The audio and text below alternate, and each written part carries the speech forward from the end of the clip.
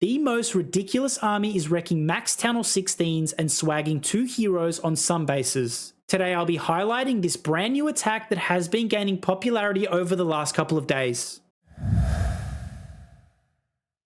I tested this for myself in Legend League and the results were baffling. I never thought I would be using, as you can see here, 9 Apprentice Wardens. We have managed to turn a support troop into the key damage dealers for the whole strategy. This might just be the most fun I've had in Legend League in a very long time. Warden Walk and Flame Flinger value are pretty important here. Priority defense to take down is the Eagle. If the Eagle strikes hit our Apprentice Wardens later on, plus they are taking additional damage, we risk losing them all. So where possible, either Warden Walk or Flame Flinger to target the Eagle first. If you pair the Unicorn with the Warden, all you require for your Warden Walk is 3 healers. For the Flame Flinger, if there is limited value, you can use one of your Apprentice Wardens to tank for it. They have lots of HP and should give your Flinger plenty of time. Hero equipment depends on what you have upgraded. With the latest changes, it's unlikely you have the most optimal choices all upgraded. But if you can, Spiky Ball with Earthquake Boots for your King, Archer Queen with Giant Arrow and Healer Puppet, Warden with Fireball and Rage Vial, and the Royal Champion with the Rocket Spear and Seeking Shield are your best options. The only non-negotiable equipment items are on your Warden. You need the Fireball and the Rage Gem. The Fireball does, however, become viable at level 18. This is where it targets 6 buildings. So whilst having it maxed would be ideal, you can make it work at a lower level. The troop composition itself is also very flexible. If you want to bring in a couple Coco Loons for the healers or some Super Wall Breakers for your King and Queen,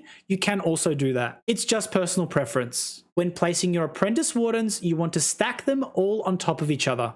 Do not spread them out. Placing all of them on the same tile means the 4 healers will heal the entire group of them. At this point, you will have 2 simultaneous charges happening, the Warden and the Apprentice Wardens. The use of the rage spells is interchangeable between the two, using them where they are most needed. When placing your heroes, you want to avoid placing them near the Warden himself and the Apprentice Wardens. You don't want to draw either of them over towards the heroes. The way I like to think of this is the Flinger takes out one corner of the base, Warden Walk takes out another, and the Apprentice Wardens take out a third corner. For the final corner, place your King and Queen, if even required, or the Royal Champion. Basically having 4 corners converge on each other, and because we have damage coming in from all sides, we pretty much just overwhelm all the defenses. The Grand Warden's objective is a little different for this attack than say Super Witch Fireball, when all he is used for is pathing. With this attack, we do want to try and Fireball for maximum value, meaning sometimes using both invisibility spells with the Earthquakes to allow your Fireball to target more of the core defenses. Be patient with the Warden. With rage spells and healers, we can deal with pretty much anything, so even delaying the Fireball until you can get deep into the base is also a viable option. You can also use the invisibility spells on your Warden to protect him, the same way we would use them for a Queen charge. Again, I do have less than optimal hero equipment here. That's just because of the limited ore, which we can all relate to. The Rocket Spear on the RC is fantastic for this strategy. Because you get so much value from the Warden, Fireball, and Apprentice Wardens, popping your RC ability early means you can snipe off even centralized town halls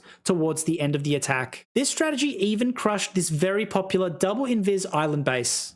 A neat little trick for this base layout: if you invis just the multi-tower in the corner, your Fireball with Earthquakes actually takes out the entire compartment. You will find if you don't do this, the Inferno Tower at the back of the compartment actually stays up, which can be very annoying to deal with. The mini Wardens came in on the bottom corner to go after the Monolith and the Eagle, and again I made sure to stack the Wardens all on the same tile. We raged those up to get through the Monolith, and you can see with the rage spell on the healers, the Wardens basically take 0 damage. The Clan Castle was not a problem to deal with, as we do have a poison spell in this composition.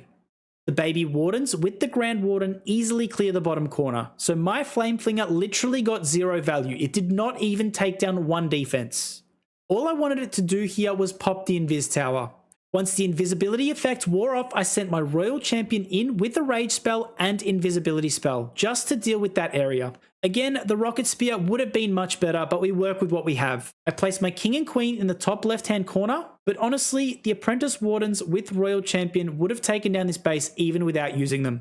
The Spiky Ball and Giant Arrow work great on the King and Queen because if things start to go wrong, both those abilities can really do some nice damage. If I had optimal hero equipment, I probably would have Giant Arrowed across the base to trigger both invisibility towers. I still would have fireballed the same area, but the flinger would have taken out the entire left-hand compartment without the Royal Champion. But you can see just how crushed this is in the end with the remaining spells and hero abilities.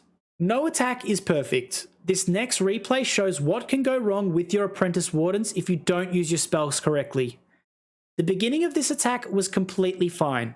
Great Flame Flinger value in the bottom corner, and Warden Walk with Fireball was all going to plan. The Warden easily took down the Eagle Artillery and a number of key defenses. The problem here was I was paying too much attention to my Grand Warden and didn't rage my Apprentice Wardens. The Valkyrie CC combined with the Monolith, Multi-Archer Tower and Supercharged defenses was just too much for my Wardens with healers to handle without the added rage spell support. I could have even used an invisibility spell to remove the DPS altogether off the Wardens. Had I raged and poisoned earlier, this attack would have gone completely different. So the only downside to this strategy is needing to focus on multiple things at once, which doesn't sound that challenging, but in reality it can sometimes prove to be very difficult, especially if both your Grand Warden and Apprentice Wardens are taking significant damage at the same time. My best efforts to try and recover this attack did end up saving the 2-star, but overall, because of the late spell placements, it was pretty much over. Enjoyed today's video? Check out this one next.